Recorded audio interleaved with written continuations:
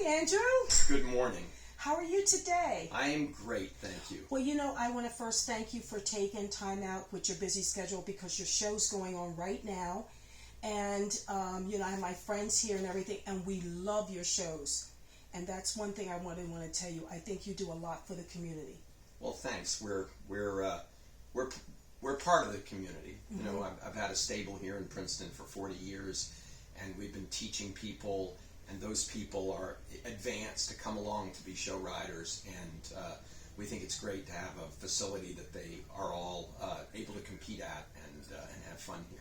That's great. Well, I have just 4 questions I want to ask you because I think the audience would really like to know more about you because you were an international rider, and everything. You were excellent, by the way. You're still following.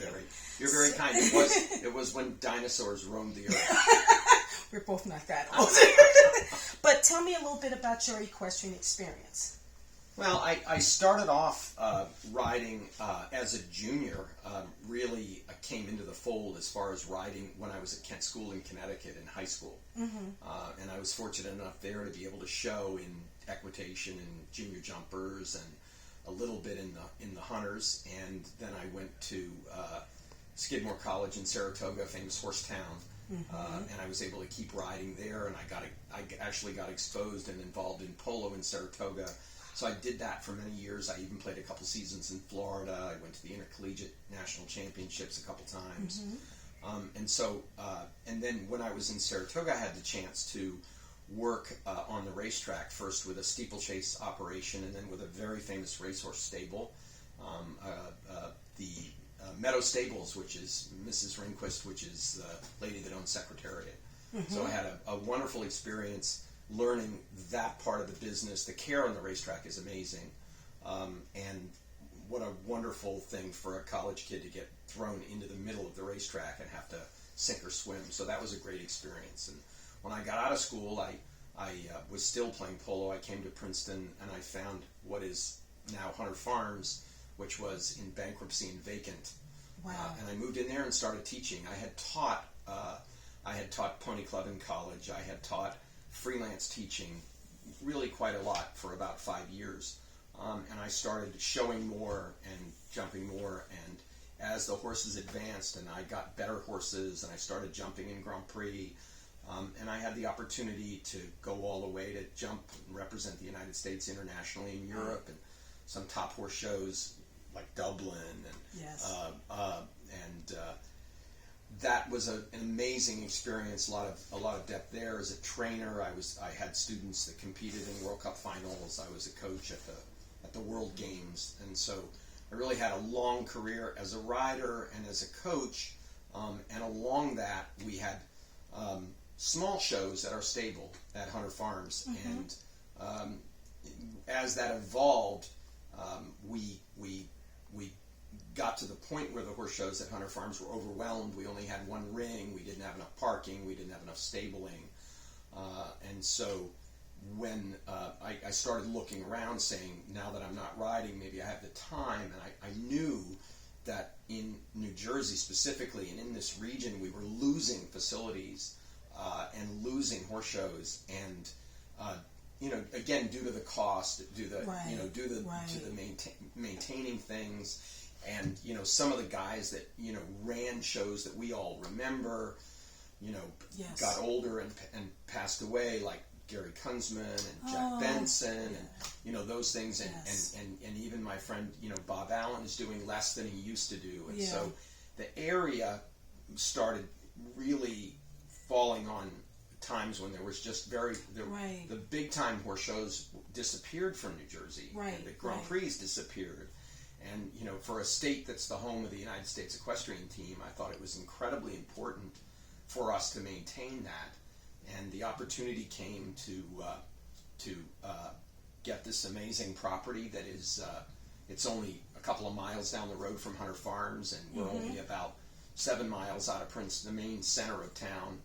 And it was a former sod farm, so there's lots of grass everywhere. Right. And we're next to the county park, which is beautiful, and equine is one of their dedicated uses. And so you not only have 105 acres here for the showgrounds, but you have several hundred acres next door mm-hmm. for trail riding, and it's really an ideal place. And when people come here, I think they're totally surprised that it's in the middle of New Jersey, because when you look around, it feels so bucolic. You see the hillsides, and you don't see, you know, what we're famous for in New Jersey, which is traffic and lots of housing and, you know, all kinds of businesses. So this is really a little bit of a separate piece here, and we're very fortunate that this is here. And we've of course built it out as competition facilities, and we're still really in the middle of developing this, where we're you know, all the time trying to make changes. And you know, we just completely refinished the lunging area. We're constantly making upgrades to what we have in terms of making it more user friendly. Right. So right. it's really it's a labor of love, but it's much more complicated than I ever thought. Well, you covered quite a few of my questions, because I had to write it down. You know, when we get a little older, we Oh, please. I'm happy to respond, and I did throw a lot at you, but no, you didn't. Yeah. Actually, you didn't. It was I really enjoyed the questions and everything that you brought about it and all. But one thing, and I have to ask this, but I have to get the letters right, because when we came out, it was AHSA. Yes. And it was just one A. Yes. So we were simple. So the one thing I did want to ask you, as a horse show organizer, what is your relationship with the USHJA Yes. and the USEF? So those two organizations, the United States Equestrian Federation is our national federation, and they are responsible for equestrian sports, and they are the national governing body, and they're assigned that role by the United States Olympic Committee. Mm-hmm. So that's the official equestrian federation, is the really the they're in charge of all equestrian sports, not just hunter jumpers. And then underneath that organization are various affiliate organizations. So the affiliate for hunters and jumpers is the United States Hunter Jumper Association. So that our affiliate is solely concerned with our disciplines, hunters, jumpers, and equitation. Whereas there's an affiliate for quarter horses, there's an affiliate for dressage, there's an affiliate. But the umbrella organization is the United States Equestrian Federation. Okay. And our relationship as show organizers is that they are the regulating authority. So they control, and when I say they, primarily the federation's role is really laid out by rules that are established by the Olympic Committee. Okay. So that's things like level playing field. That involves rules, that involves drug testing, that involves licensed officials. The other thing that they do is they manage the calendar, right? So they manage the calendar in order to assure a certain level of competition, not only at the highest levels, but all through the entire bandwidth of the sport. So all the way from the beginning all the way to the top, they're responsible for when there are shows, where there are shows, and what level shows there are. They're also responsible for the quality of the horse shows. So they have a compliance program. They have standards, much like all the other sports. Like if you have a professional golf, you don't want to show up at a tournament and the greens have no grass on them. Exactly. Right. So it's the same thing. You don't want to show up at a horse show, heaven forbid, with bad footing and ugly jumps, meaning unsafe. Right. Or or the mundane, like you want to make sure you have a porta-john, that works. So some of this is very, very mundane, but those regulations and how they're administered is the job of the USEF. The affiliate keeps its eye on the hunter-jumper sport. They very much have education as part of it, so they run things like the emerging rider programs. They run things like their programs for international hunter derbies, national hunter derbies. All of those programs are the U.S. Hunter Jumper Association, and So those two organizations are designed to work together to promote our sport, but also to regulate our sport. Okay. So as an organizer, we look to the federation to manage the calendar. That's a huge thing for organizers. So when can we have a show, right? Because they license the horse shows. Okay. So if you want to be a part of the federation, meaning run licensed horse shows, you have to have a license from them. Okay. And there's conflicts that are based on other horse shows, where they're located, and the calendar, and what level they're running. So you're constantly looking to the federation to make sure that you have the licenses that you want or you need or you feel are necessary, and it's up to them really to decide what runs when. There's and there's a lot of back and forth there. It's not always, as an organizer, you may say, in the middle of June, I want to have a horse show. And they may say to you, well, I'm sorry, but there's already a horse show in your region at that time, and so you can't run a horse show. So there's a lot of give and take in terms of trying to get what the organizers feel that they need and that the federation feels is what's right for the sport as a whole. Okay. And that sets up sometimes conflict, where we have a difference of opinion about what we think organizers need and the federation needs. But that's very natural when you have a regulating authority. It's no different than any legislature, whether it's at the state level or whether it's at the federal level. It's a little bit of a messy process because everybody has their own interests and everybody's jockeying for trying to have what's best for them. Some people want to raise taxes, some people want to lower taxes, and where they get in the middle. So some people want to have maybe, another horse show in an area where another horse show is, and there's push and pull for that. So we have an ongoing, hopefully healthy discussion and relationship with both of those.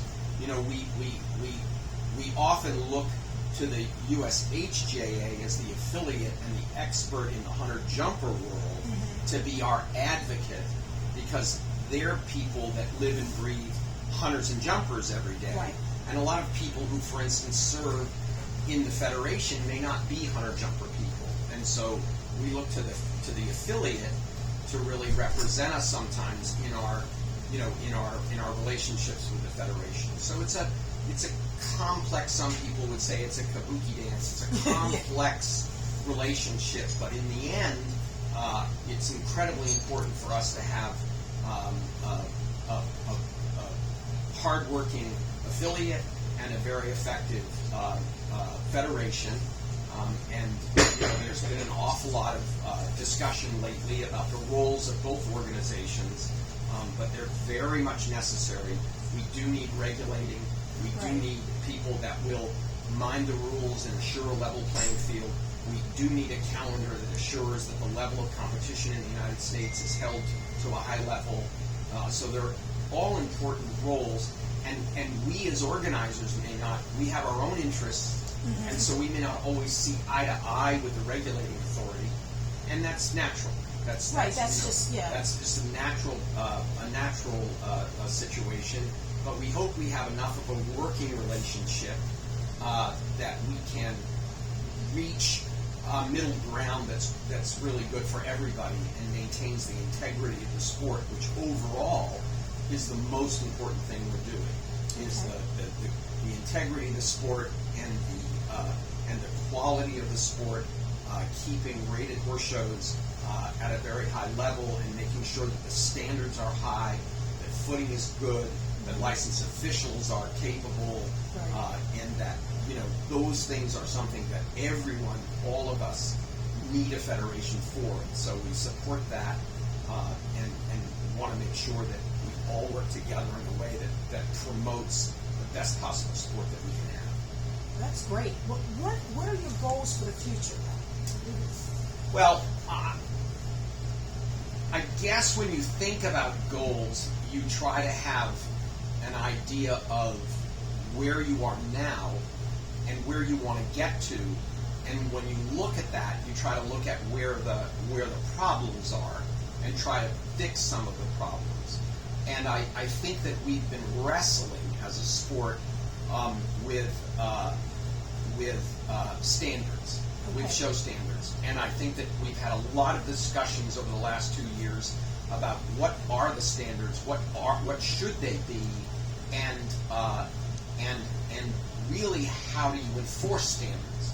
So you can say that we feel like 70 miles an hour should be the speed limit on the interstate. Right. And we think that because we think that that's the level that we can maintain safety. Mm-hmm. Okay.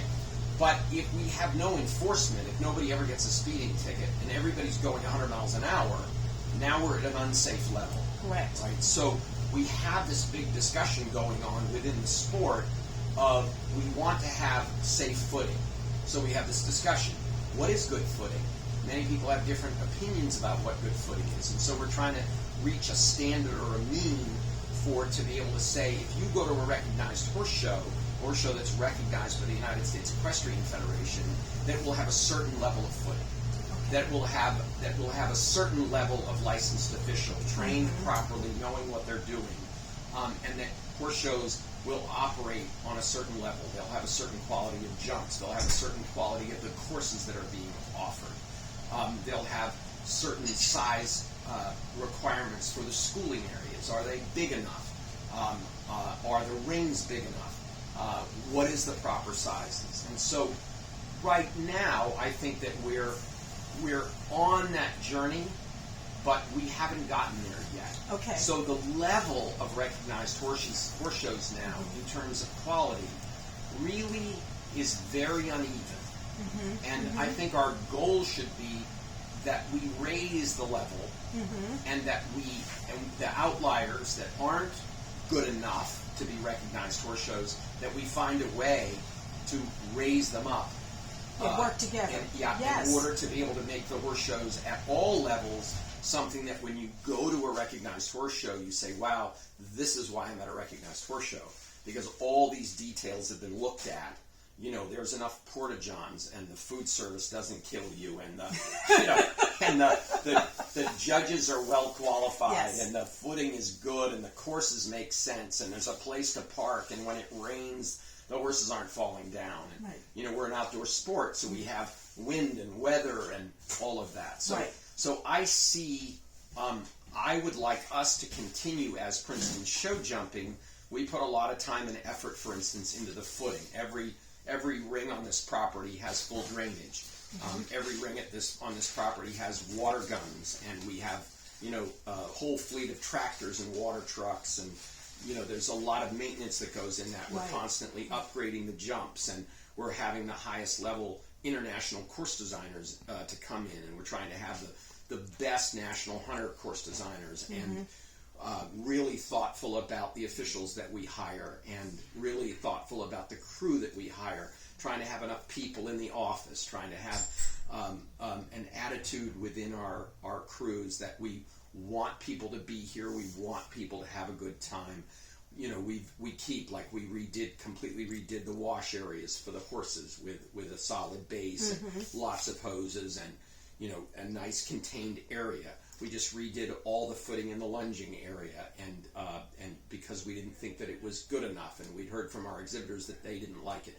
Trying to make sure that we keep the maintenance up, that we keep repainting the fences, that we keep making improvements. We put windows in the judges' stands for the 4 days, and so those kind of changes we'd like to make. We'd like to work more with the Department of Agriculture in New Jersey, because there are restrictions here that are preventing us from having permanent stabling, from having permanent areas for people to sit and watch, and you know, those are ongoing discussions. And so we have goals and dreams that we serve right now all the way to the highest national levels. We'd like to be able to serve at the international level, but we want to make sure that when we do that, that we are really capable,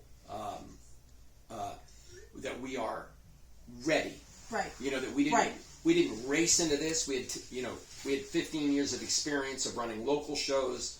before we stepped up to run at this national level. Now we're offering from outreach and mini stirrup all the way up to national standard Grand Prix.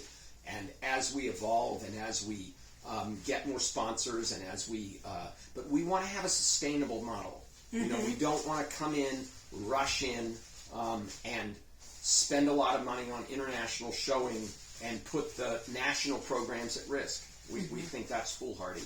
And we're glad to see that there were some horse shows that have come along that raced to the international level and now have backed off and said that may not be in our sport's best interest to get too far ahead of ourselves or our facilities or our prize money totals. You know, we want to support the sport all the way from the grassroots all the way through. The USOC, the United States Olympic Committee, demands of our sport that we have a pipeline.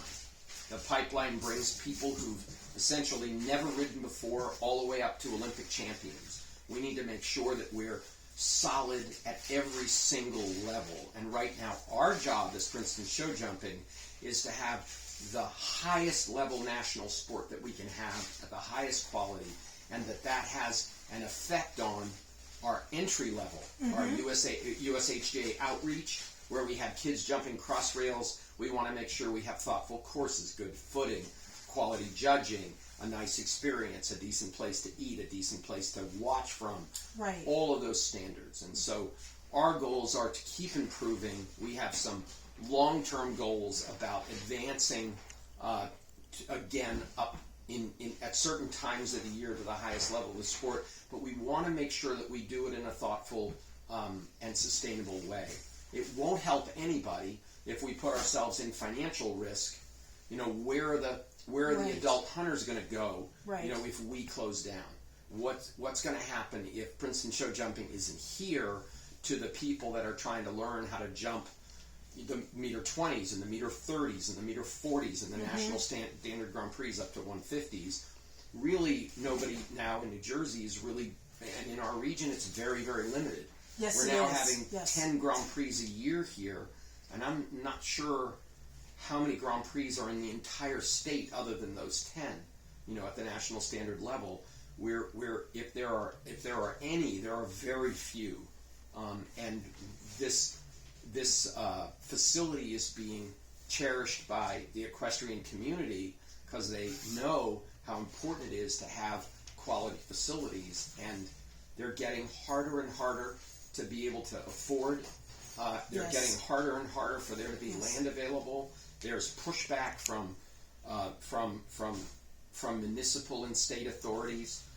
It's very difficult when the world doesn't see horses as necessary, and they don't see horse sports as necessary. They push back, you know, and there are communities that say we just don't want all that fuss. You know, we'll have houses instead. And I think for those of us that cherish the equestrian world and our life with horses, we see that as a tragedy. And we want to make sure that we're maintaining this equestrian world, and we're maintaining our horses, and we're maintaining competition that's been around for over 100 years. We want to make sure we have a bright future, but that won't happen without hard work. And in some cases, we have to fight for what we know is the right pathway when we're, you know, when we are faced with municipal and state regulations that in effect try to regulate us out of business. So we have to make sure that we're very vigilant, that we all stick together, and that we let our elected officials know how important our horses are to us, and how important it is for us to have facilities for us to be able to develop our horses. And so, just like the racing people maintaining Monmouth Racetrack that's been there over 100 years, and they're, you know, sadly now down to a couple days a week in the summer instead of 6 days a week. And we'd like to see that come back. We're not in the racing business, but we think that's another part of our equestrian world that needs support and needs to be supported by all equestrians. We feel that same way about facilities that hold dressage or team penning, or we've got to be supportive of every equestrian sport in New Jersey, because otherwise it will disappear and we'll all look around and say, what happened? Yes, and the horse is the state animal Absolutely. of this state. Absolutely. And remember Atlantic City Racecourse, because that's where I was when I was a kid. Yes. And that was in movies. Yes. You would see that race because it was Absolutely. well known for the turf. Right. It was in movies. But first of all, I want to thank you so much. It was a pleasure to sit with you for the Plaid Horse. And also, please let everybody know, my readers and the listeners, where are you located so people know where they can come. Okay. So Hunter Farms is located a couple miles from here on Great Road in Princeton, New Jersey, and that is a 40-acre training facility. And we've been training riders and students and horses there for all these years. And Princeton Show Jumping, we're in a small village called Skillman, New Jersey, which is just a couple miles up the road, just outside of Princeton. And this is the confluence of two roads. The main entrance is on Burnt Hills Road. Right. So we're just west of the main road, which is 206, Highway 206, and Skillman Road. And we are still in an agrarian, thankfully, in an agrarian part of New Jersey. There's still farmland around us, and this beautiful park next door. And this is I think for equestrians, very centrally located. We're right in the middle of New Jersey, and we have a lot of equestrians that come from Connecticut and New York and Pennsylvania and Maryland. And this has really become a regional center for equestrian competition. Yes. And as you can see today, we're having a one-day horse show, which is sort of a little bit of a dying art in some parts of the country, but there's hundreds of horses here today. And this is something that we do for the a little bit more of the lower levels of the sport and the reaction. I'm looking out the window and seeing the ponies and the kids. And, yes, it's really, very busy out there. It's very busy. But also, what I like to say about your facility, it's great for the little kids as well as the adults that want to do the Grand Prix. So either way, it's great for them to come here, relax. The footing's wonderful. It's a relaxing atmosphere. You have a lot of the best riders and the best judges here. Well, we're very fortunate that we get so much support from the equestrian community, and it really starts with those little kids and ponies and cross rails and all the way up to we really are blessed with a whole bunch of Olympic athletes that come and compete here and develop horses here, and so many people that have businesses that depend on horses and depend on being able to go to competitions with their horses to train them and enhance their value, and we're all these people are employers. These are people that support blacksmiths and veterinarians and tax stores and hay dealers, and in my case, grass dealers.